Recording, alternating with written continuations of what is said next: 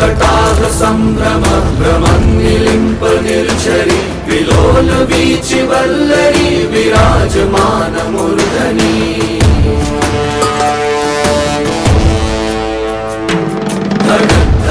धगज्ज्वलल्ललाट पट्टपावके किशोर चन्द्रशेखरे रति प्रतीक्षणं मम।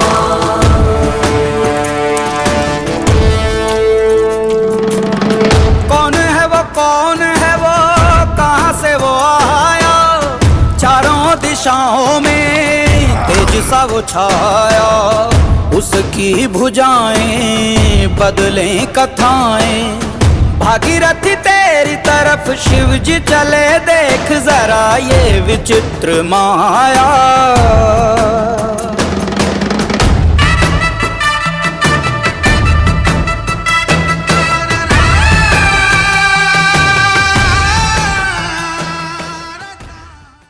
देखो आदित्य, बड़ा अच्छा लगा आपसे बात करके। और पता है आपको, हर चीज नैसर्गिक प्रतिभा होती है, ठीक है। जैसे घोड़े में ना वो कड़ा सा उसका पैर में होता है, तो उसमें प्रकृति ने बनाया कि उसमें नाल ठोको। हम जबरदस्ती मेंढक में ठोकेंगे तो फट जाएगा, मर जाएगा। तो ईश्वर ने पता है आपको जन्मजात ये संस्कार दिए या गुण दिए हैं, कैसे बात करना है, पूछना है। एक बार मैं जयपुर में जयपुर योग महोत्सव में गया था बोलने के लिए, और एक छोटा सा कंपटीशन हुआ था बोलने का 2 मिनट में योग पे। मैंने भी बोला था तो मुझे शायद 3रा स्थान मिला था, लेकिन मुझसे छोटे छोटे बच्चों ने प्रथम 2य स्थान लाया था। तो यह एक जन्मजात कला है, अच्छा बोलना, अच्छा लिखना, अच्छा चित्र बनना, हर चीज जन्मजात होती है। तो देखो, practice makes a man perfect. मैं पहली बार जीवन में इस तरह से किसी से बात कर रहा हूँ, धीरे धीरे मुझ में भी सुधार होगा। जितना ट्रायल करते हैं ना, जो गलतियां एरर होता है वो कम होता जाता है, जितने बार हम अभ्यास करें। तो मुझे क्या होगा ना, मैं बोलना बताना सीखूंगा। मैं जैसे आपसे बात कर रहा हूँ, तभी मैं भी शायद रिकॉर्डिंग बाद में देखूंगा तो मैं पाऊंगा कि अरे मैंने यहाँ ऐसे बोला, ऐसे बोला, ऐसे। सीखना तो जीवन पर्यंत चलता रहेगा, मैं भी सीखूंगा। आप क्या सीखोगे, अरे मुझे यहाँ पे वॉइस को ऐसे करना था, ये प्रश्न पूछना था, ऐसे। तो हम दोनों सीखने और सिखाने की प्रक्रिया से गुजर रहे हैं। मेरे लिए भी ये फर्स्ट एक्सपीरियंस है, मुझे बड़ा अच्छा लगा। और आप जैसे इतने छोटे छोटे बच्चे बहुत ज्यादा अभी जागरूक हैं, बहुत तेज है, क्योंकि सूचनाओं का साधन अब बहुत ज्यादा बढ़ गया है। तो कोई कल्पना नहीं कर सकता था, शायद हम लोग इतने तो समझदारी नहीं रहे होंगे कि आप जैसे जो बौद्धिक प्रश्न इतना अच्छा अच्छा कर ले रहे हो, बहुत अच्छी बात है। ये आपका एक नैसर्गिक प्रतिभा है, इसको आप अच्छे अच्छे लोगों से मिलो, जो आपके इस तरह के एक्सपर्ट लोग हैं, क्रिकेट के, फुटबॉल के, कमेंट्री के और न्यूज एंकरिंग में जो है, जो भी हैं, रवीश कुमार से लेके और दीक्षित और वो जो भी है, मतलब अच्छे अच्छे, जो रवीश की हाजिर जवाब मुझे अच्छी लगती है, बहुत ज्यादा खिंचाई करते हैं वो एनडीटीवी वाले।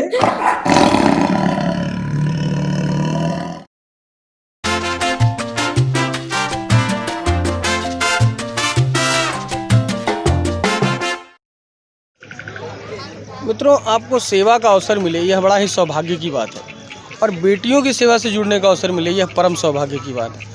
देखिए, अपने साथ ये बहुत ही प्रतिभावान बेटियां हैं।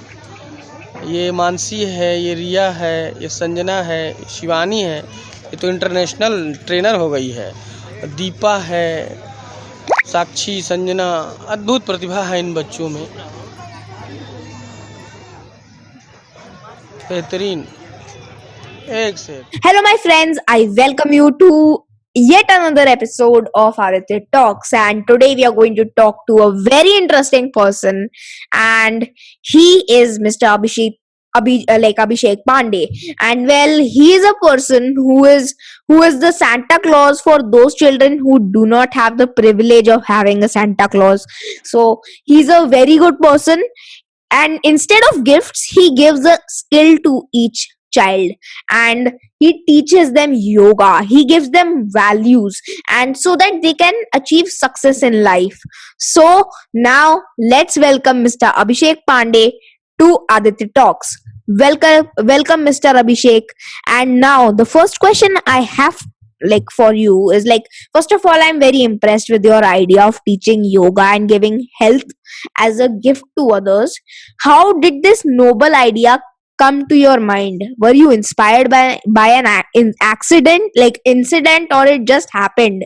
Please tell me about your journey. First of all thanks Aditya कि आपने मुझे अपने इस टॉक शो में इनवाइट किया, और इस सम्मान के लिए मैं आपको अगेन एंड अगेन थैंक्स कहता हूं। और ये सोसाइटी की रिस्पॉन्सिबिलिटी बनती है कि अगर सोसाइटी में कोई कुछ बेहतर करे इस होल सोसाइटी के लिए, तो उसको हमें थोड़ा सा अच्छा रिस्पॉन्स देना चाहिए। तो आपने हाँ। मुझे कॉल किया, इसके लिए धन्यवाद आपको। योर क्वेश्चन इज कि मैं कैसे इसमें प्रभावित हुआ। तो भारत देश जो है वो दुनिया को अपना एक परिवार समझता है, और हमारी ये रीति नीति या आध्यात्मिक रही है कि हमें, जो हमारा वेद पुराण धर्म ग्रंथ यही कहते हैं कि परोपकार से बड़ा कोई धर्म नहीं, और किसी को कष्ट पहुंचाने से बड़ा कोई अधर्म नहीं। वो स्वामी जी भी लिखते हैं कि परहित बस जिनके मन माही, तिन कहूं जग दुर्लभ कछु नाहि। जो दूसरों के लिए बेहतर सोचते हैं, जो दूसरों के लिए अच्छा करते हैं, उनके जीवन में स्वतः अच्छा होता है।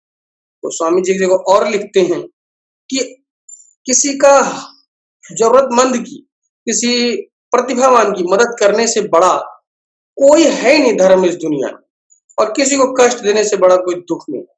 तो जो ये मेरी आध्यात्मिक प्रवृत्ति थी, जो बाल्यकाल से मुझे माँ बाप के द्वारा जो संस्कार मिले थे, ये मेरी आध्यात्मिक प्रवृत्तियों की वजह से मुझे इस सेवा का कार्य बेहतर लगा, और किसी की हेल्प करना, किसी के लिए कुछ करना, ये मेरे नैसर्गिक गुणों में से है। तो मैं इसी वजह से आदमी जिस प्रवृत्तियों का होता है ना, वो स्वतः ही अपने कार्य क्षेत्र में जुड़ जाता है। मैं अच्छे लोगों से प्रभावित हुआ, जो लोग समाज सेवा करते हैं, अच्छी बात है, पर ये मुझे लगता है कि इनबॉर्न था कि मैं लोगों की इस तरह से मदद करता हूँ। मुझे शिक्षण कुछ बांटने में अच्छा लगता है। अगर मेरे अंदर फिजिक्स, मैथ, केमिस्ट्री की अच्छी जानकारी होती ना, तो मैं शायद इसमें भी लाखों हजारों लोगों को फ्री ऑफ कॉस्ट जैसे पढ़ाता। मुझे आनंद कुमार की जो वो कहानी अच्छी लगी कि वो चाहता तो खुद भी एक अच्छा इंजीनियर बन के कुछ कहीं कुछ कर सकता था, और उसने बहुत से बच्चों के जीवन को परिवर्तित किया। तो वो मुझे अच्छा लगा, और मुझे मेरे माध्यम से भी कई बच्चों के जीवन में परिवर्तन हुए हैं। तो ये मुझे कहीं ना कहीं अच्छा लगता है कि आज जो बच्चे Yes. देश विदेश चले, सेंट्रल यूनिवर्सिटी में पढ़ रहे हैं, कई बच्चे जॉब कर गए, तो अच्छा है, अच्छी बात है। बिल्कुल सही कहा। अब आपकी, so your story is very inspiring, and this is something very noble you are doing, and where you are helping the needy people. I consider you as a real life Santa Claus for the children, where you are giving them hope and health by sacrificing your life with a good cause.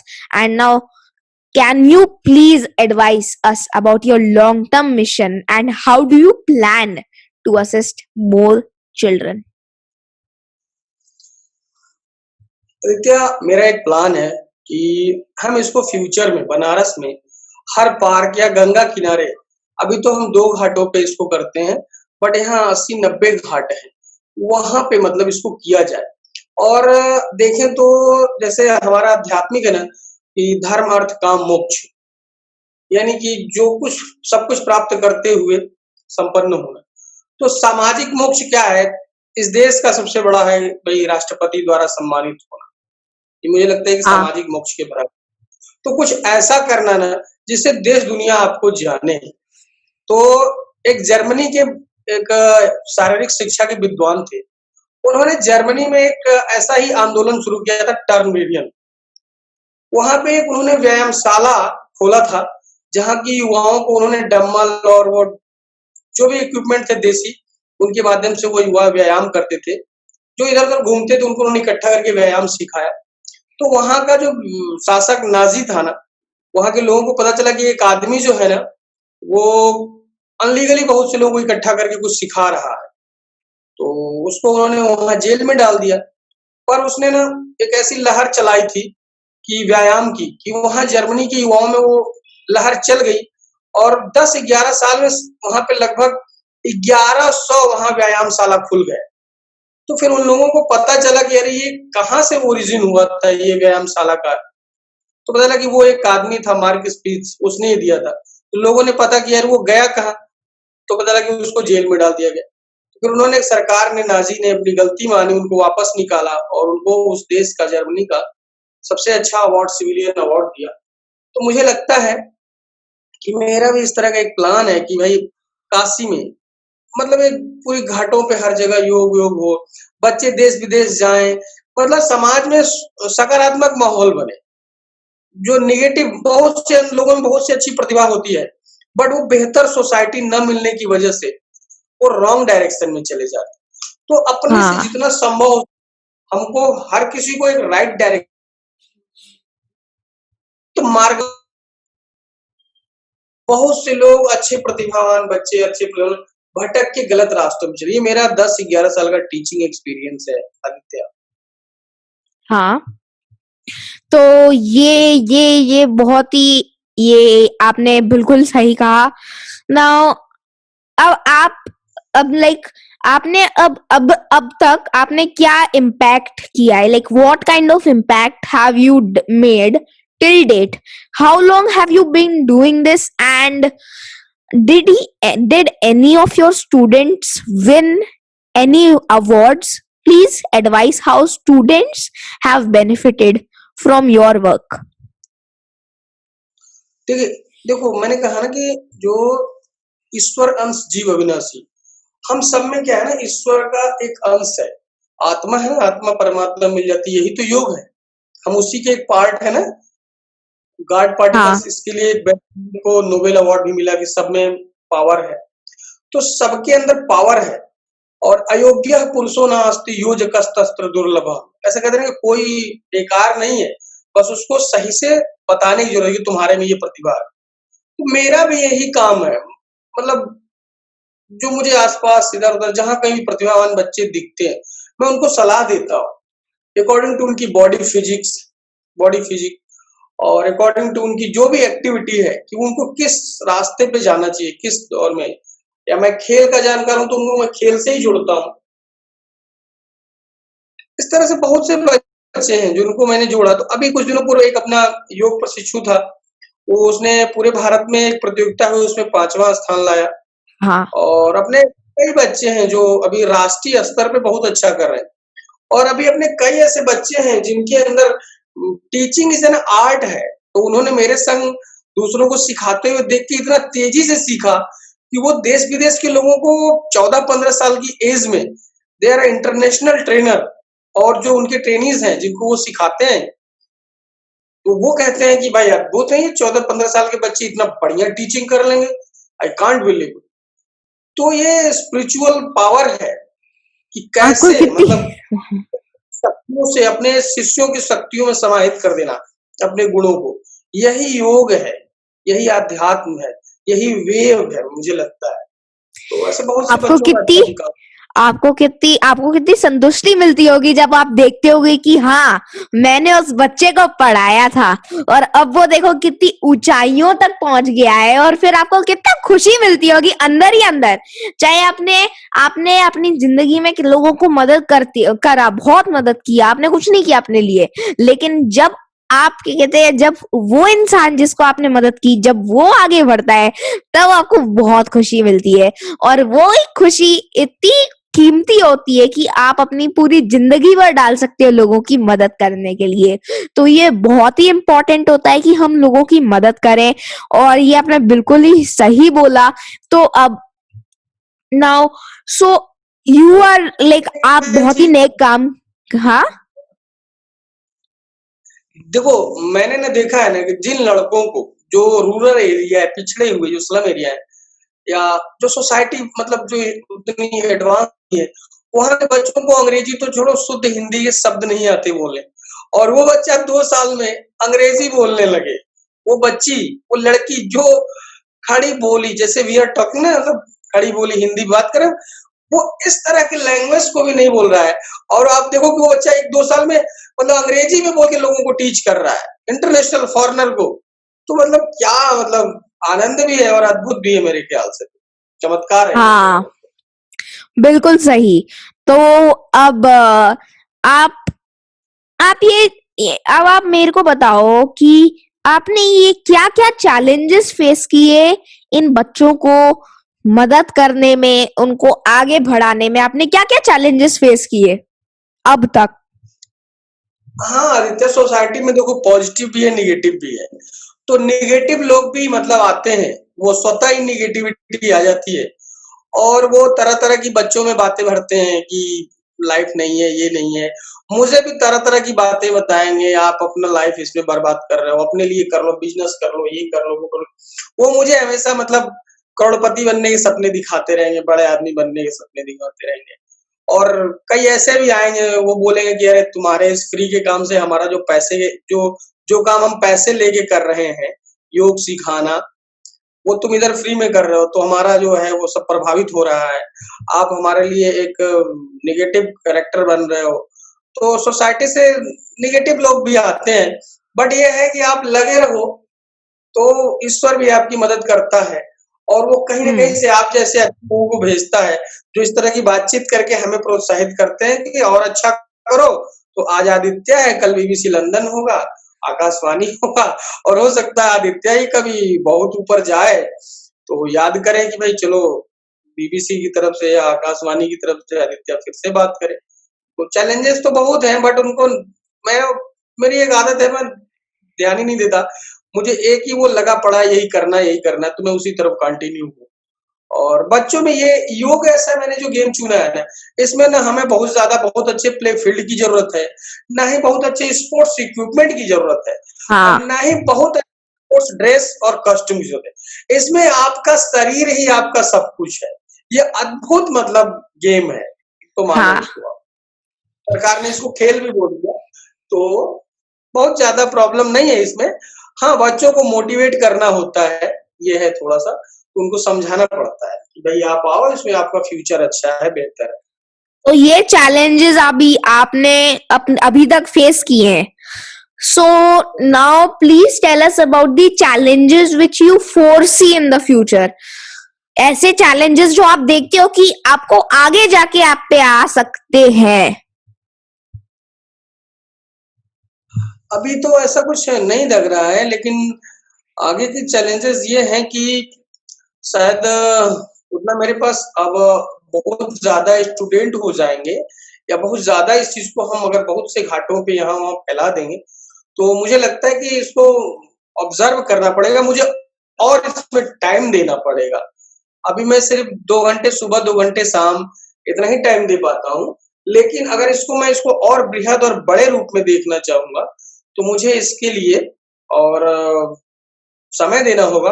और साथ में कुछ ऐसे बच्चे भी होते हैं, जिनको कि जैसे हमारे देश में देखो ये कि जो पढ़ने की बीमारी है ना, अयोग्य बच्चे जो मन नहीं कर रहा उसका पढ़ने का, उसके अंदर प्रतिभा कुछ और है। वो स्किल और किसी और स्किल्ड में जाके वो अच्छा अपने आप को डेवलप कर सकता है। तो ऐसे बच्चों के लिए हमें उनकी पढ़ाई की क्या व्यवस्था होनी चाहिए कि वो पढ़ाई भी कर लें, वो खेल भी कर लें। कहीं न कहीं ऐसे इकोनॉमिकल स्ट्रॉन्ग लोगों की भी ज़रूरत पड़ेगी कि भाई जो बच्चे कमज़ोर हैं, मान लो कहीं बाहर खेलने जाना चाहता हो, तो उसके आने-जाने का भी तो खर्च होगा ना। क्योंकि आपको बेसिक जो शुरुआत के दौर में आपको हर क्षेत्र में आपको अपना तन, मन, धन सब लगाना पड़ता है। फिर जब सही आप अपना कहा। इन्वेस्ट करो बंधन, तो फिर बाद में आपको रिटर्न आता है। लेकिन in early age basic stage पे ना आपको अपना physical, mental, social, emotional, economical सब पावर उसमें लगाना पड़ता है। तो ऐसी चीजों का प्रॉब्लम आता है। जैसे कुछ बच्चियां मेरे संग बाहर जाती हैं खेलने, बच्चे तो इतने गरीब घर के हैं कि उनके पास पैसा नहीं होता, और मेरी भी कोई बहुत अच्छी इकोनॉमिकल स्ट्रांग स्थिति नहीं है कि मैं सबके 2-2 4-4 हजार रुपए भर सकूं। तो थोड़ा सा प्रॉब्लम होता है, रिस्क लेना पड़ता है मुझे लगता है। बट ऐसे अगर हमें ऐसे लोग मिल जाए, ऐसी सरकार मिल जाए, ऐसे लोग सब कुछ फ्री कर दे, ऐसे प्रतिभावान, उसके पास ऐसी स्कीम हो कि ऐसे प्रतिभावान लोगों के लिए फ्री हो, या सोसाइटी से ऐसे लोग आए जो प्रतिभावानों की मदद करें, गरीबों हाँ, की नहीं, प्रतिभावान। सही कहा, बिल्कुल सही। तो you are doing you are doing a very noble job, and now what is yoga and spirituality in your point of view? Please elaborate. आप हमारे लिए योगा और अध्यात्म आपके आपके आपके हिसाब से क्या होता है, आप हमें बताइए। देखो, योग को तो एक हो गया ना जुड़ना, इन अ नॉर्मल वर्ड, योग, योग का अर्थ है जुड़ना। और अध्यात्म में जाए तो कहें कि जब मनुष्य की आत्मा परमात्मा से मिल जाए तो योग। भाई हम ईश्वर अंश जीव अविनाशी, हम ईश्वर के ही अंश हैं।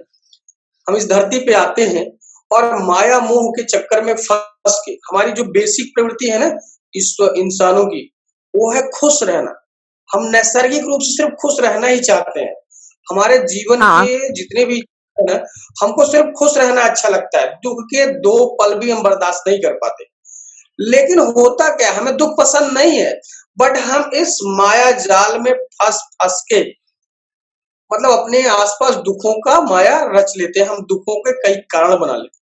तो दुनिया की हाँ जितनी भी सभ्यताएं हैं, सिविलाइजेशन है, जितना दुनिया में सभ्यता है, जितनी भी कंट्री है या जितने भी ट्रेडिशन है, रिलीजन है, उन सबके पास किसी के पास वो माध्यम नहीं जो वो दुखी हाँ जीव पुनः सुखी हो सके। सिर्फ भारत में ही या इंडियन फिलोसफी कहती है योग एक ऐसा माध्यम है जिसको आप अपना के पुनः अपने स्वाभाविक प्रवृत्ति जो सुख की प्रवृत्ति है उसको प्राप्त कर सको। योग के माध्यम से यम नियम आसन प्राणायाम अष्टांग योग को बताया, और भगवान कृष्ण ने योगा कर्मसु कौशलम बताया कि अपने हर कार्य को बेहतर से करो। तो योग का तो ये अर्थ होगा कि अपने कार्य से अपनी चीजों से सही से जुड़ जाना, तो बाकी दुख नहीं। हाँ आध्यात्मिक, मेरे विचार से आध्यात्म ये है, तरह तरह के लोग विद्वान है इस देश में आध्यात्म की गणना और पता नहीं कैसे कैसे व्याख्या करते हैं कि काम क्रोध मद लोभ ईर्ष्या द्वेष जलन, तरह तरह की जितनी बुराइयां आप में है ना, वो एक भी बुराई समाज के ऊपर आप मत डालो। अब जितना हो सके ना परहित करो, दूसरे का भला करो। अपने हाँ काम होना उससे किसी का नुकसान ना करो, क्रोध से किसी का नुकसान मत करो। ये है अध्यात्म। द्वेष जलन कुंठा सब फ्री हो जाओ। इसके जो जितनी भी ना मनुष्य का स्वभाव है सब नकारात्मक है अपने अंदर, लेकिन अरस्तु बोलता था ना कि सारे बुराई है मेरे अंदर, लेकिन एक मस्तिष्क है जो ये कहता है कि क्या करना है क्या नहीं करना।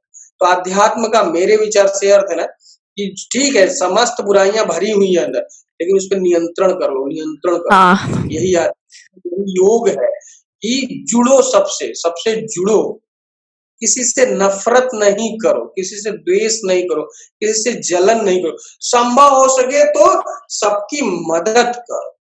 हे प्रभु, मैं तो यही कहता हूँ भगवान से कि हे प्रभु मुझे इस लायक और सक्षम बना कि मैं लोगों की मदद कर सकूं। और हे भगवान त्राहि माम, मैं आपसे अपनी रक्षा की भी गुहार करता हूँ कि मैं कहीं गलत जा रहा हूँ तो मेरी रक्षा कर लो भगवान। मेरे अंदर इतना पुरुषार्थ नहीं है, बुद्धि नहीं है, मैं अपनी रक्षा स्वयं कर सकूं। अगर मैं कहीं गलत जाऊं तो हे भगवान मेरी रक्षा।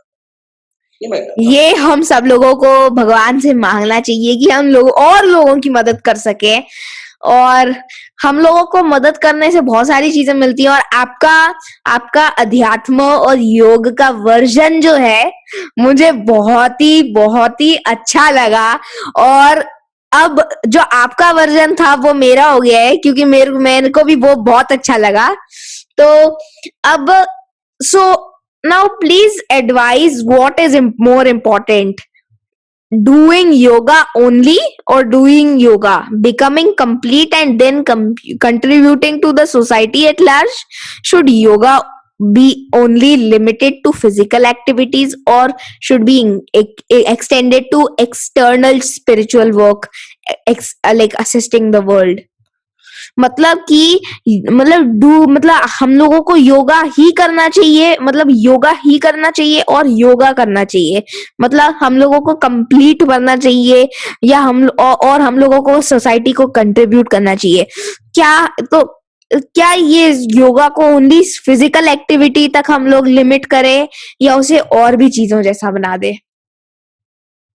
देखो ऐसा है ना, योग का अर्थ ना सिर्फ कहीं है ही नहीं कि फिजिकल एक्टिविटी है।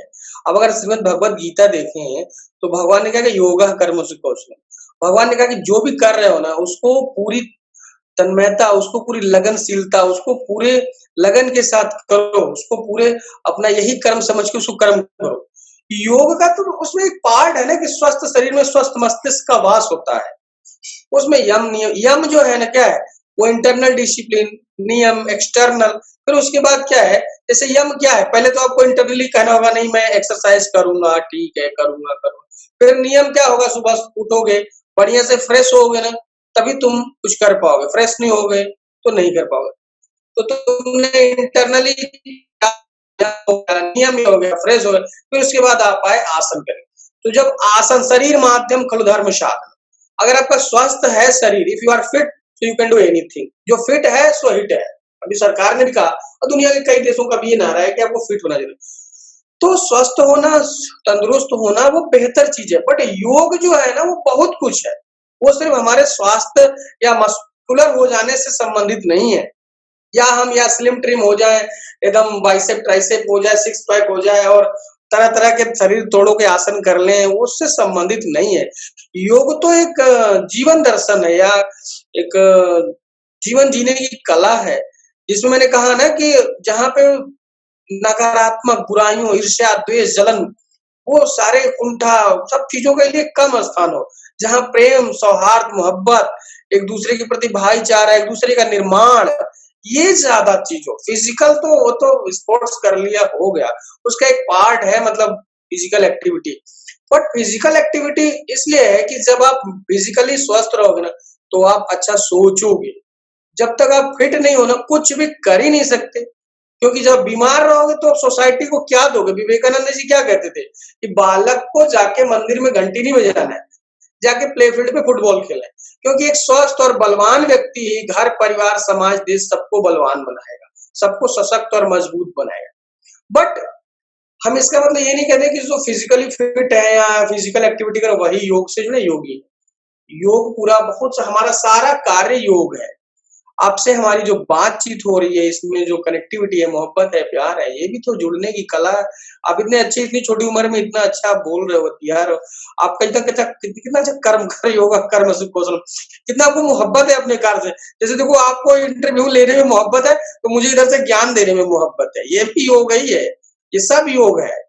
खाली वो पुशअप, डिप्स और सिटअप योग नहीं है, और हैंड स्टैंड, वक्रासन और वृश्चिक आसन और ये कौंडिन्य, ये सिर्फ यही योग नहीं है। ठीक है, हाँ आदित्य।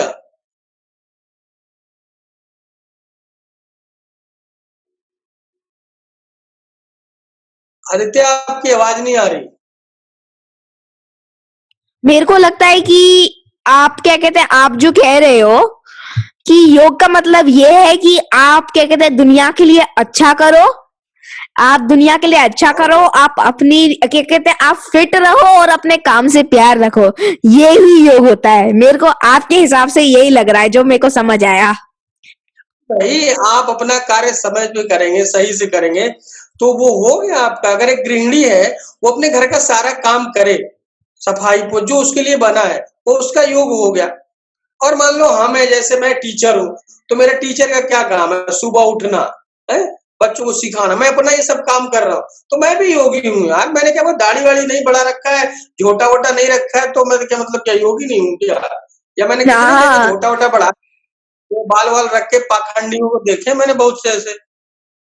हाँ बिल्कुल सही। अब ये यही मेरा क्वेश्चन है नेक्स्ट वाला। Now, in the field of yoga, it is noticed many instructors are misguiding the students in the name of spirituality. Have you noticed some wrong acts which impacts the whole community? Please advise such instances or examples. मतलब कि हमारे देश में बहुत ही सारे योगाचारी हैं जो बस नाम के योगाचारी हैं, दाढ़ी वाड़ी मतलब बना लेते हैं, कहते साग वो साफा बांध के मस्त एकदम ऐसे अपना टीका लगा के बहुत बड़ा वाला घूमते हैं और लोगों को ज्ञान देते रहते हैं, और फिर पता चलता है पीछे से बहुत बड़ा घोटाला करते हैं। तो ऐसे योगी क्या कहते हैं, ऐसे आपका एक्सपीरियंस हुआ है क्या कभी? ऐसा है आदित्य, ये कलयुग की ही नहीं, मतलब समस्या है। ये तो त्रेता युग में भी रहा कि जब माता सीता को रावण को हरण करना था, तो उसने अपना गेटअप चेंज किया था, वो ऋषि बन के आया था, वो राक्षस वो दशानन और वो दाढ़ी मूछ और सींग लगा के नहीं आया था, उसने गेटअप हाँ अपना क्या। तो आज भी सोसाइटी में देखो, ये तो काशी है, हाँ यहाँ तो बहुत, आज भी सोसाइटी में ना जैसे एक सिंबल है हमारे देश में कि जो आदमी ऐसा, जैसे मैंने त्रिपुंड लगाया ना तो त्रिपुंड लगा लिया, तिलक लगा लिया, ये बड़ी समस्या है। मैं इन चीजों से दूर भागता हूँ। ये बड़ा ये कभी मैं टीका लगाता हूँ तो मुझे अच्छा लगता है, इसलिए मैं लगाता हूँ, पाखंड के लिए नहीं लगाता। बट ये टीका लगा लेना और ये बड़े बाल रख लेना, ये भगवा हुआ धारण कर लेना, मतलब इसमें थोड़े से हैं अच्छे लोग, बहुत अच्छे लोग हैं, बट इस चोले का हाँ मिसयूज भी।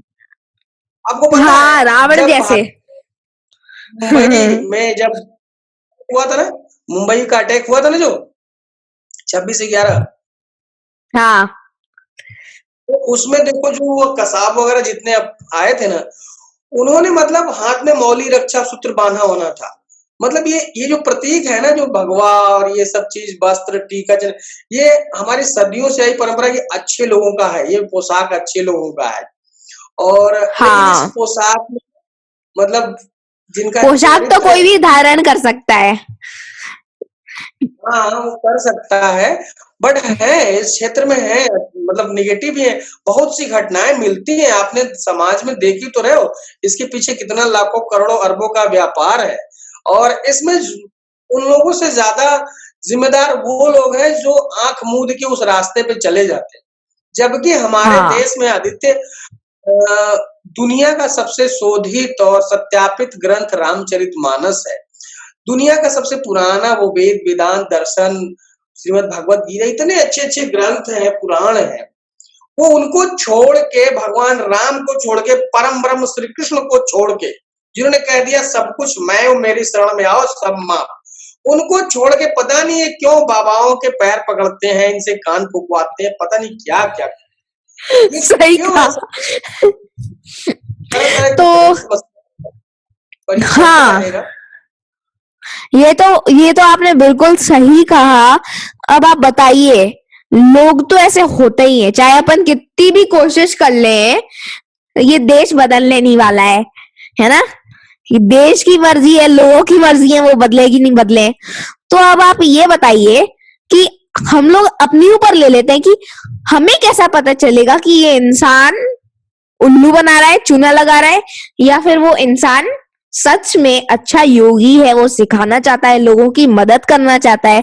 हम लोग कैसे अंतर अंतर अंतर ढूंढे दोनों में कि अपन को पता चल जाए कि हाँ ये उल्लू बना रहा है हमें, और ये हमें सही तरीके से, अच्छी तरीके से देश का भला करवाना चाह रहा है। ऐसे लोगों को हम लोग कैसे ढूंढे, ऐसे लोगों से हम कैसे मिले? आदित्य आपके प्रश्न तो और अच्छे इंडिया हैं के आपके। बाहर भी ऐसे लोग होंगे तो फिर क्या? हाँ हाँ बिल्कुल बिल्कुल, ये 2 आंख और 1 नाक का छेद, 2 छेद, जैसे भारत के लोगों के पास है ना, वैसे पूरी दुनिया में सबके पास है।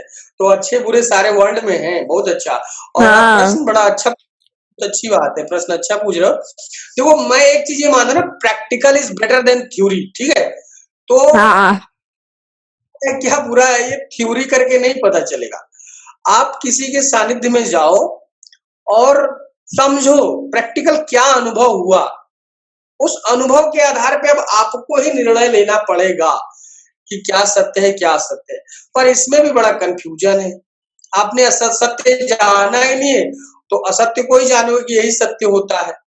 पर आपको ये खुद की बौद्धिकता पे आपके निर्भर करता है कि जो क्या प्रभाव पड़ा, अगर आपके अंदर पॉजिटिविटी आई है। तो हाँ हाँ आप सही बोल रहे हो कि आप क्या कहते हैं, हम लोग खुद के अपने अंदर के मन से हम लोग ढूंढ सकते हैं कि इंसान सही हमें उल्लू बना रहा है, या हम लोगों को वो सच सच अच्छी तरीके से सिखा रहा है। तो ये आपने बिल्कुल ही सही कहा, आप अपनी मन की बात सुनो। और एक्चुअली ऐसा भी होता है कि इंटरनेशनली भी बहुत सारे लोग क्या कहते हैं, झूठ बोल के लोगों से पैसा ले रहे हैं, ऐसा है इंटरनेशनली। तो आप थोड़ा सा इसके ऊपर आप कुछ बोल सकते हैं क्या?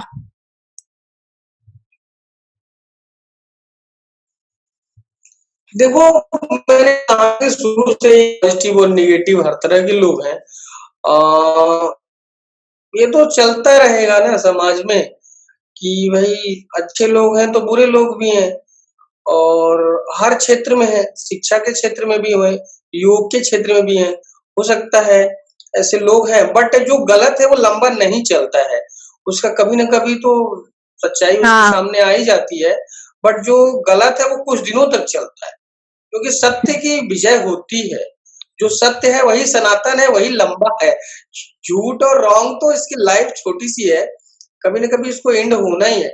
बट ये है कि झूठ और गलत वो खत्म भी नहीं होना है, वो छोटे छोटे दिनों के लिए आएगा और अपनी पिटाई के बाद वापस भागेगा। तो हम्म, नेगेटिव कैरेक्टर आएंगे, लोग 2 4 10 लोगों को बेवकूफ बना के वापस जाए, लेकिन जो सॉलिड है, सही है, सत्य है, वही लॉन्ग टाइम चलेगा, लंबा चलेगा, वही व्यापक होगा। आपको कितना ही प्रयास कर लो ना, 2 4 गलत और नेगेटिव तो रहेंगे ही लोग, और सोसाइटी इतनी दुनिया 7 अरब लोग हैं, कोई ना कोई तो उनके गलत लोगों के चंगुल में कुछ दिनों के लिए फंसता ही है, तो चलता रहेगा प्रोसेस, बिल्कुल एकदम से सही। का एंड नहीं हो पाएगा। हाँ, राज्य नहीं हो पाएगा लंबे समय तक गलत का, ये तो है। Correct. So every cause requires money, and so how are you getting money while working, like while working on this project? क्योंकि अभी तो देखो आपको गवर्नमेंट भी पैसे नहीं दे रही है, आपको कहीं से नहीं मिल रहा, तो आप अपने मिशन को चलाते कैसे हैं? आपको पैसे कहाँ से मिलते हैं? देखो हम लोग, मैंने एक चीज कहा ना कि मैंने ऐसा एक गेम चुना है, योग, जिसमें आपका शरीर ही आपका स्पोर्ट्स प्ले फील्ड है, आपका इक्विपमेंट्स है और आपका कॉस्ट्यूम भी है। ये बहुत ज्यादा एक्सपेंसिव नहीं है, लो बजट में भी चल सकता है। इसके लिए आपको बेहतर डाइट की भी जरूरत नहीं है। जैसे आपको अगर एक अच्छे स्पोर्ट्समैन, रेसलर, बॉक्सर बनना हो, या फास्ट एथलीट बनना हो, फास्ट बॉलर बनना हो, तो 20 25 50 हजार रुपए आपका खर्च होगा। मुझे लगता है एक रेसलर और वेट लिफ्टर या अच्छा बॉक्सर बनने के लिए लाखों रुपए आपको महीने में चाहिए, अच्छा खाने पीने के लिए, अच्छा कोचिंग के लिए चाहिए। बट मेरी कोचिंग तो फ्री है बच्चों के लिए। तो बच्चे अगर पूरी तन्मयता के साथ अपने शरीर को ही अर्पण कर दें, तो मुझे लगता है कि और इसमें बहुत ज्यादा एक्सपेंस नहीं है। बट हमारे सोसाइटी, मैंने कहा ना, एक चीज देखो, मेरा अपना ऐसा मानना ना कि जैसे आप कुछ बुरा करते हो ना, या कुछ भी अच्छा करते हो, तो ईश्वर के ही समस्त जीव इस दुनिया में अंश है। वो आप अगर अच्छा करिए तो कोई ना कोई किसी को न किसी को माध्यम बना के भेज देता है। जैसे देखो, मैंने अगर इस काम को कर रहा हूँ, तो ईश्वर ने पता नहीं कैसे आपके पिताजी से मुझे जोड़ा, फिर आपसे जोड़ा, आप मेरा इंटरव्यू ले रहे हो, आप इसको आगे कहाँ ले जाओगे पता नहीं। फिर उसके बाद जैसे वो बच्चे कुछ अच्छा कर रहे हैं, तो भगवान ना वो ऐसा सोसाइटी में ऐसे ऐसे लोग रहते हैं, उनको भेज देता है, जो शायद उनको हेल्प कर देते हैं। जैसे कुछ लोग आते हैं, उन बच्चों के लिए मैट वगैरह दे देते हैं, उनको अच्छा लगता है कि चलो यार। और इस कलयुग में तो ऐसा धर्म ग्रंथों में कहा भी गया है कि कलयुग में सिर्फ ईश्वर का नाम और उसके बाद दान, यही 2 पुण्य के काम है, और न योग, जप, तप, पूजा, कुछ भी नहीं है। इस कलयुग में जितना कीर्तन हो जाए, ईश्वर का स्मरण हो जाए, और दूसरा किसी जरूरतमंद की आप इकोनॉमिकल हेल्प कर दो या किसी तरह की, तो इसमें बहुत ज्यादा इकोनॉमिकल मुझे कोई ऐसी समस्या है नहीं, और ना ही मैं किसी से इसी तरह की चाह रखता हूँ। आपको पता है सोसाइटी में ऐसे लोग भी होते हैं जो 1 रुपया दे देंगे तो वो 100 रुपए का अधिकार जताएंगे, और 4 लोगों के सामने आके वो, उनकी औकात अरबों की है, करोड़ों की है, लेकिन वो 10 रुपए भी दे देंगे ना, तो वो किसी को पकड़ के लाते हैं, तो वो दिखाते हैं, देखो मैंने यहाँ 10 रुपए दिया। तो मैं बहुत ज्यादा लोगों से पैसे लेने को भी इच्छुक नहीं रहता, क्योंकि जो देता है ना फिर वसूलने की सोचता है, या तो वो हाँ, किसी न किसी तरह उसको लगता है कि मैंने यहाँ 10 तो मैं अपनी सामाजिक इज्जत के रूप में यहाँ से वसूल लूं, या तो उसको लगता है मैं फिजिकल इसका शोषण कर दूं, या मेंटल कर लूं। वो कहीं ना कहीं उसको लगता है कि मैंने दिया है तो मैं वसूल करूं। ऐसे लोग भी रहते हैं जो शायद वो कर भला और नेकी कर दरिया में डाला, ऐसे लोग भी हैं जो शायद दे के करके भूल जाते हैं। ऐसे संत महात्मा भी आते हैं। अभी एक महात्मा जी आए थे, उन बच्चों को 1000 रुपया दिया था, और 100 किलो, मतलब उनको चना, 50 किलो गुड़ दे के वो पता नहीं कहाँ चले गए अभी वो उनसे। ऐसे भी 1 2 संत महात्मा आते हैं जो अपना करके हट गए, और ऐसे लोग भी आते हैं जो 10 रुपए दे के 100 रुपए की फोटो खिंचा लेते हैं। तो हर तरह के लोग हैं, बट इसमें बहुत ज्यादा इकोनॉमिकल कोई प्रॉब्लम है नहीं। मैं पहले ही कहा कि ये आपका शरीर ही आपका सब।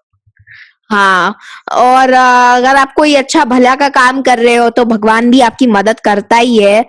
अब तो अब आप अगर किसी और कोई और इंसान अगर आपके कॉज में मदद करना चाहे, अगर वो चाहे कि मैं मेरी वजह से मैं क्या कहते हैं और लोगों की मदद कर सकूं, और अगर वो आपको देना चाहे तो, और अगर वो हमारी ऑडियंस में से ही वो कोई हो, तो आप बताओ कि वो आपके काम को कैसे सपोर्ट कर सकते हैं? देखो सपोर्ट ऐसे कर सकते हैं कि वो जो बच्चे हैं ना वो मतलब बहुत मतलब इकोनॉमिकली स्ट्रांग नहीं है, वो मध्यम वर्गीय थोड़े से निम्न मध्यम वर्गीय से है, तो इकोनॉमिकल तो उनको प्रॉब्लम है ही है। तो उनको क्या है, जैसे वो मैट वैट है वो कम है, या फिर हम ऐसा करते हैं, देखो प्रोत्साहन देते हैं, हमने बच्चों को कहते हैं कि भाई तुम अगर तुमने ये चीज करके दिखा दिया तो हम तुम्हें ये कपड़े देंगे, ये धोती देंगे, या ऐसा कुछ देंगे, मतलब उनको प्रोत्साहन दे। ऐसा नहीं कहे कि ये लो 500 रुपए लो जाओ खाओ पियो, ऐसा नहीं, तुम ये करके हमें दिखा दो। मेरा तो ये फार्मूला है भाई, अब ये तुम ये करके दिखा दो तो तुमको हम ये देते हैं। तो आप में के जो हाँ। ऑडियंस है अगर ये सुने ना, तो वो कोई इस तरह ना वो टारगेट दे कि बेटा तुम पहले ये आसन नहीं कर पाते थे, अब ये कर दो, या मैंने ये देखो ये ऐसा टाइप का ऐसा आसन कर दो, तो अगर ये तुमने किया तो मैं तुम्हें ये पुरस्कार दूंगा। ऑडियंस उनको पुरस्कार दे, उनको एहसान न करे, उनको पैसे दे के अपंग न बनाए, भिखारी न बनाए किसी को। उसके अंदर ही हाँ। शिक्षा का है ही क्या? शिक्षा का अर्थ ही होता है, जो एजुकेशन शब्द है ना, वो लैटिन वर्ड है, इसका अर्थ होता है अंदर की शक्तियां, अंतर्निहित शक्तियों को विकसित करना। तो आप किसी को सिखाकर, समझाकर उसके अंतर्निहित शक्तियों को विकसित करिए, क्योंकि यह ईश्वर का अंश है शरीर, इसमें बहुत शक्तियां हैं, बस हम इसको जानते नहीं है। अपनी मानसिक और शारीरिक हाँ। शक्तियों को जानते, और योग या शिक्षा एक माध्यम है अपनी शक्तियों को पूर्ण रूपेण विकसित करने का। तो मैं तो आपके माध्यम से आदित्य एक संदेश सबको दूंगा कि आप अपने मोहल्ले आसपास कहीं भी कोई दिखे ना, तो उसको भीख मत दो। उसको बोलो तू ये परिवर्तन कर अपने में, मैं तुझे ये पुरस्कार दूंगा। तो आप पुरस्कार दें, प्रोत्साहित करें, किसी की ज्यादा सहयोग, और अपंग न बनाए उसको दान दे दे के भीख दे के। सही कहा। ये सोच आपकी बहुत ही अच्छी है, बहुत ही अच्छी है। ऐसे ही करना चाहिए लोगों को, भीख नहीं देनी चाहिए। ऐसे ही कोई भी मिले तो सिर्फ एक बार दे दिया फिर ऐसे करते रहो, लेकिन उसे ऐसी चीज करके कहते पुरस्कार दे दे कि कुछ ऐसी चीज सिखा दो जो उसे जिंदगी भर उसे सिखाती रहे और उसके जिंदगी भर उसके लिए काम की चीज रहे। तो आपने बिल्कुल ही सही चीज करी और कही। तो मेरे व्यूअर्स, अगर आपको इनका पॉइंट ऑफ व्यू अच्छा लगता है तो आप बिल्कुल करिए, और जैसे ये कहते हैं वैसा करिए। तो अब अब आप मेरे को बताइए कि आपकी आपकी अभी सर्विसेज नहीं, please advice more about your services and how everyone can benefit from it. मतलब अगर कोई और भी इंसान कैसे बेनिफिट कर सकता है आपकी सर्विसेज से?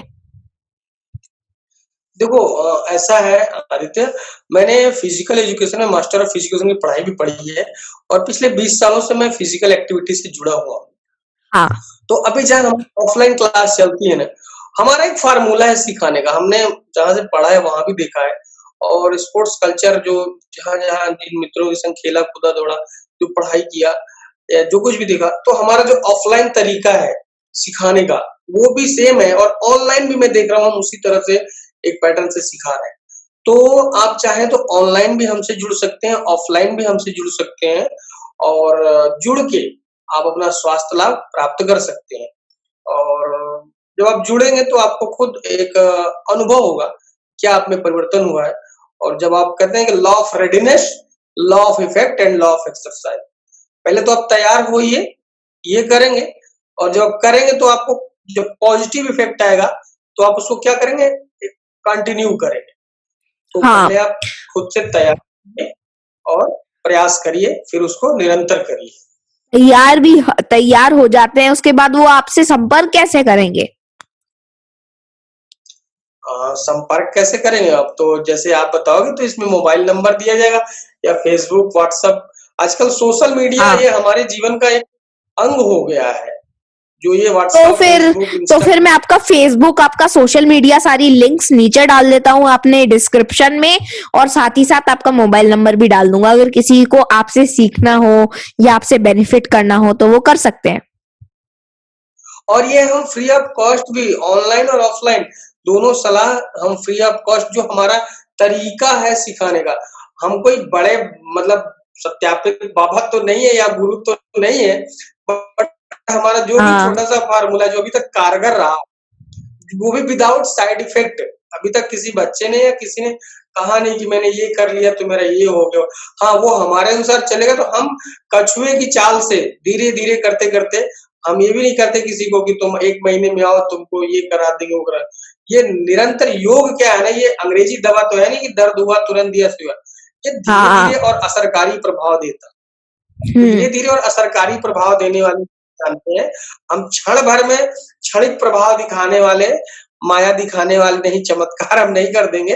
हाँ, आप जुड़ोगे और धीरे धीरे लगे रहोगे तो प्रभाव तो आपको निरंतर आएगा। प्रभाव प्रथम दिन से ही आएगा, लेकिन कुछ कुछ आएगा। हम्म। तो आप बहुत आप सारे समझ बच्चों की तो आप बहुत सारे बच्चों की मदद करते हो और आप बहुत सारे बच्चों को सिखाते हो। अब वो तो आप अपने कहते हैं बनारस में ही कर पा रहे हो, लेकिन आप हमें कुछ ऐसी एडवाइसेस, कोई ऐसी ट्रिक्स या ऐसी कोई चीजें जो आप देश के सारे बच्चों को एडवाइस देना चाहोगे, अगर आप दे सकते होगे तो आप वो क्या होगी पूरे देश के बच्चों के लिए एडवाइस? देखो, अभी पता है भारत सरकार ऐसा क्यों कह रही है कि बच्चों खेलो आधा घंटा रोज, व्यायाम का डोज, फिट इंडिया। दुनिया के सबसे बीमार देशों में हम हैं, और जो बीमार होने के बाद जो दवा आती है ना, वो सारे विदेशों से आती है। तो हमारा क्या है, जो कमाया वमाया सारा पैसा है ना, सब विदेश में चला जाता है। तो व्यायाम को, फिजिकल एक्टिविटी को हमें अपने जीवन का अंग बनाना चाहिए। आपको कुछ नहीं आता ना, तो आप सिंपल सूर्य नमस्कार, सिंपल सा सूर्य नमस्कार, शारीरिक शिक्षा विषय को, स्पोर्ट्स को, खेल कूद को, इसको हमारे देश की प्राइमरी एजुकेशन में लागू करना चाहिए कि पहले व्यायाम, फिर बाकी जो पढ़ाई लिखाई है वो सब होगा। इस कॉन्सेप्ट को लाना होगा कि स्वस्थ शरीर में स्वस्थ मस्तिष्क का वास होता है, और शरीर माध्यम खलु धर्म साधन। जब तुम स्वस्थ हो तो सब कर लोगे, और वो बात भी सही है। हाँ। तो कुछ न तो कम से कम वो सूर्य नमस्कार करें, कुछ और प्राणायाम न आए तो भस्त्रिका कर लें, ठीक है। कुछ न समझ में आए तो सांस ले सांस छोड़ ये कर लें, लंबी गहरी सांस ले लें, या कुछ न कुछ ये ऑनलाइन गेम ना खेलें, ऑफलाइन गेम हाँ। खेलें, दौड़े और पता है अंकुरित अनाज खाएं जितना भी हो सके। खाने पीने का भी ध्यान रखें, क्योंकि प्रॉपर फूड और प्रॉपर रेस्ट और प्रॉपर एक्सरसाइज बेहतर फिटनेस के लिए, बेहतर स्वास्थ्य के लिए तो चाहिए। और दिनचर्या अपनी सही रखें। बच्चे जो भी हैं वो सुबह शौचालय के बाद स्नान करें नित्य प्रातः, और अपने ईश्वर के सामने मैं एक चीज कहूंगा सारे बच्चों सभी लोगों से, भगवान के सामने ना दोनों टाइम ना खड़े होकर उनसे माफी मांगो या उनसे प्रार्थना करो, हे ईश्वर मुझे सद्बुद्धि दे और मैं गलत जाऊं तो मेरे को सही मार्गदर्शन दे। आप पता है किसी ऐसे आदमी खड़े होगे ना तो आपको एक डर बना रहेगा। डरना बहुत जरूरी है, शर्माना बहुत जरूरी है। अभी देखो जानते हो जैसे बहुत से पशु पक्षियों को ना सरकार संरक्षित कर रही है कि ये बाघ को संरक्षित कर लो, गौरैया को संरक्षित कर लो, बैल को कर लो, नहीं भाग जाएगा, खत्म हो जाएगा, तो क्या बताएंगे। तो हम सबके बीच से ना शर्म है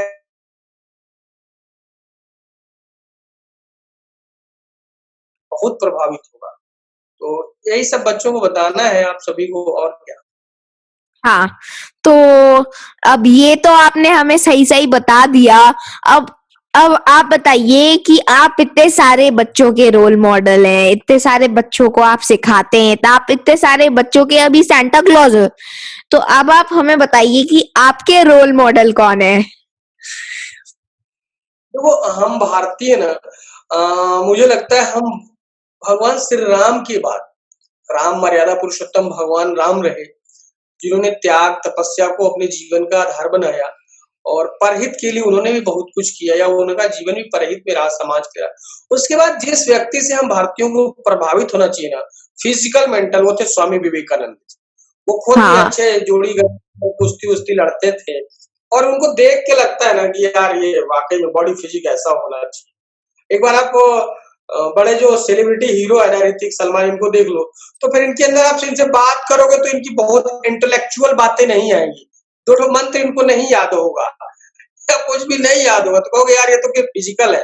लेकिन जिस व्यक्ति को देख के physical, mental, social, emotional, spiritual spiritual, intellectual जो आभा निकल के आती है सामने, वो स्वामी विवेकानंद जी है। तो विवेकानंद जी सही तो कहा। मतलब पिछले 100-150 सालों में जिस व्यक्ति ने हमारे भारतीय समाज को, युवाओं को जिसने प्रभावित किया है, वो विवेकानंद जी हैं मुझे लगता है। और बच्चों को उनको पढ़ना भी चाहिए। वो कर्मयोग बोलते थे। वो तो कहते थे कि जो युवा या जो बालक बलवान नहीं है, स्वस्थ नहीं है, मतलब वो तो इस राष्ट्र पे, देश पे, समाज पे बोझ है।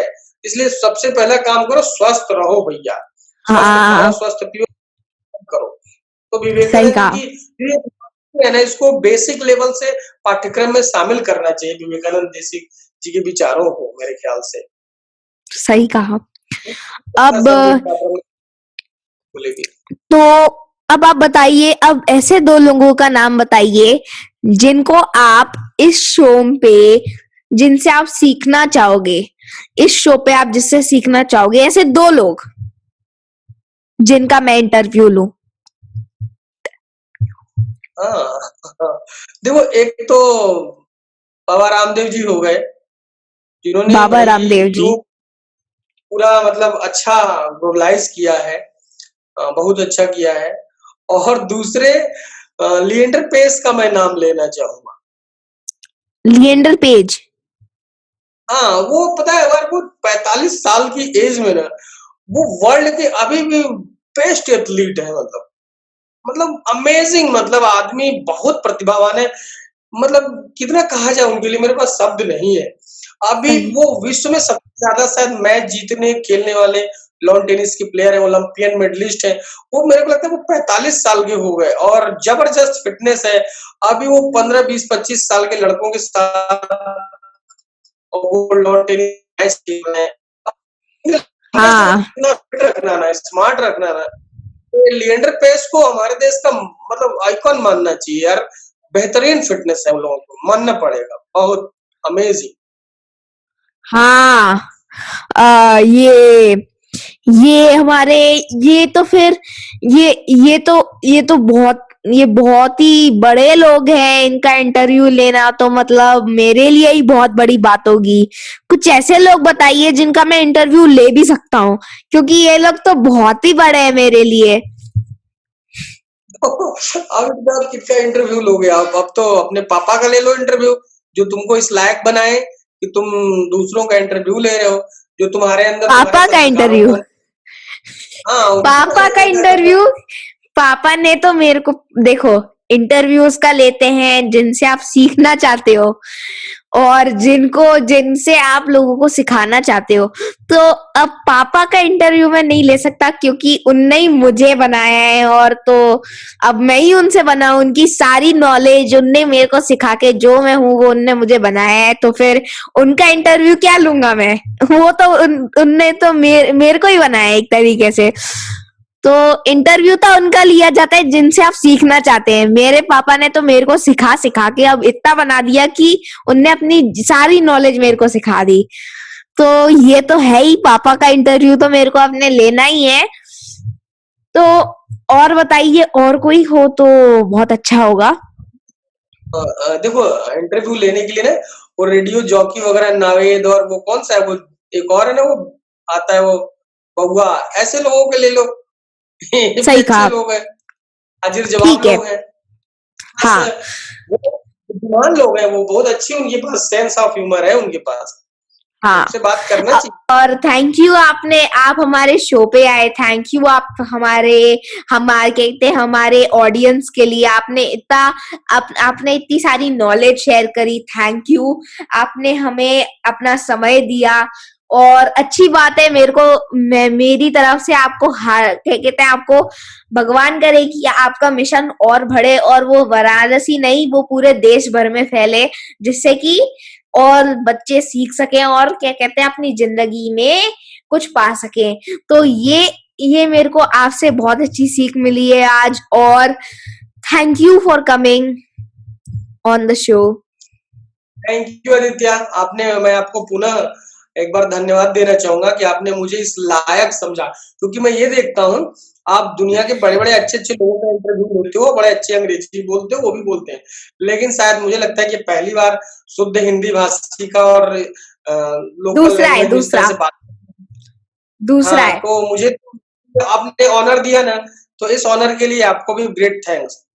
और आप और ये अच्छा तो तरक्की करें और ये अच्छा तो आपका मेरा सम्मान भाग्य मान। है कि मैंने आपका इंटरव्यू लिया है। मैं तो बहुत ही खुश हूँ, मेरे को इतना अच्छा लगा आपका इंटरव्यू लेके। और आपका आपका नहीं, मेरे लिए ही बहुत अच्छा हुआ। चलो, थैंक यू, आप आए। चलो, मेरे दर्शकों, थैंक यू, आपने अंत तक देखा। मेरे को अपने आइडियाज, अपने सारी थॉट्स कमेंट्स में शेयर करना, और मैं रिप्लाई करूंगा आपके आइडियाज पे। और अगर कोई भी आपको डाउट होगी तो वो भी लिखना, और मैं अभिषेक जी से मैं पूछ के उनका भी रिप्लाई लिखूंगा। तो थैंक यू, आपने अंत तक देखा। बाय बाय मेरे दोस्तों। Thank you Aditya, bye.